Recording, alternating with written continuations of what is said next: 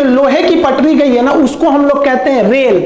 इस रेल पे चलने वाली गाड़ी को कहते हैं रेलगाड़ी। अब ये रेल को ऐसे ही बिछा देंगे तो धंस जाएगा। तो इसको आप पढ़े होंगे कि एरिया बढ़ा दीजिएगा तो प्रेशर कम लगता है। तो एरिया बढ़ाने के लिए इसके नीचे स्लीपर बिछाते हैं। पहले ये स्लीपर लकड़ी के हुआ करते थे, लेकिन बरसात में वो सड़ जाते थे, तो बाद में सीमेंट के स्लीपर को लाया गया। तो ये बीच में जो बिछाए गए स्लीपर है, एक रेलवे में जो ट्रेन में स्लीपर होता है सोने वाला, वो अलग है। ये लोहे का हो गया रेल, ये स्लीपर। रेल और स्लीपर को आपस में जोड़े रखने के लिए हम यहाँ पर एक क्लिप का प्रयोग करते हैं, जो इस तरह से राउंड शेप में घुसा हुआ है, और क्लिप को फास्टनिंग द्वारा कस दिया जाता है। तो ये फास्टनिंग डिवाइस हो गया। रेल ट्रैक के किनारे बड़े बड़े पत्थर बिछा दिया जाता है। इन पत्थरों को हम बैलेस्ट कहते हैं। ये पत्थर कई रीजन से बिछाए जाते हैं, क्योंकि आप ट्रैक को तो ऐसे बिछा दिए हैं, लेकिन उसमें मजबूती कहाँ है? कहीं से बांधे हैं उसको, कहीं से सीमेंट से ढलैया किए हैं? नहीं। तो वो इधर उधर पूरा ट्रैक इधर से उधर हो जाएगा ट्रेन के लोड से, इसलिए वो इधर उधर ना घस के हम लोग क्या करते हैं, ट्रैक पर पत्थर बिछा देते हैं, ताकि उसको एक जगह शेप मिल सके। साथ ही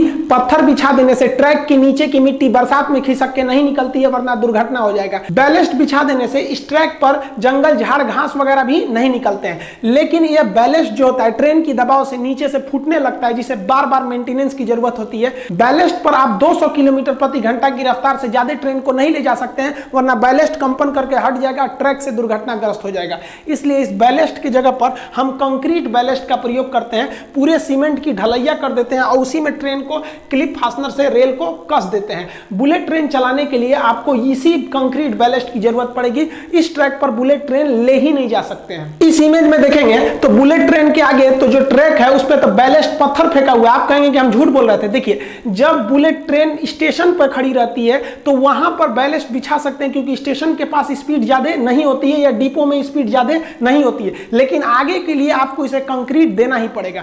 दिल्ली मेट्रो देखेंगे तो दिल्ली मेट्रो का स्पीड ज्यादा नहीं है, फिर भी उसे कंक्रीट बैलेस्ट पे ही ले जाया जाता है। जिसका रीजन यह है कि दिल्ली मेट्रो ब्रिज से ज्यादातर गुजरी है, और अगर इस पे पत्थर रखेंगे तो वो पत्थर नीचे गिरेगा तो किसी का सर फोड़ सकता है, वाइब्रेशन के कारण वो गिर सकता है। लेकिन वही दिल्ली मेट्रो जब जमीन पर चलती है, कहीं कहीं वो जमीन पे है, कहीं सुरंग में है, कहीं ऊपर है, तो जब जमीन पे चलती है, डिपो में चलती है, तो देखिए वहां पर भी आपको बैलेस्ट ही मिलेगा, पत्थर ही मिलेंगे। रेलवे ट्रैक के किनारे आप देखे होंगे जो बैलेस्ट जमा किए जाते हैं वो ट्रेपेजियम के शेप में जमा किए जाते हैं, जिससे कि रेलवे को अपने बैलेस्ट चोरी होने से पता चल सके। उस ट्रेपेजियम के साइड साइड में व्हाइट कलर के चूना से पेंट कर दिया जाता है, और साथ ही ट्रेपेजियम का एरिया निकाल के हम बैलेस्ट के भी पता कर सकते हैं कि कितना मात्रा है बैलेस्ट का।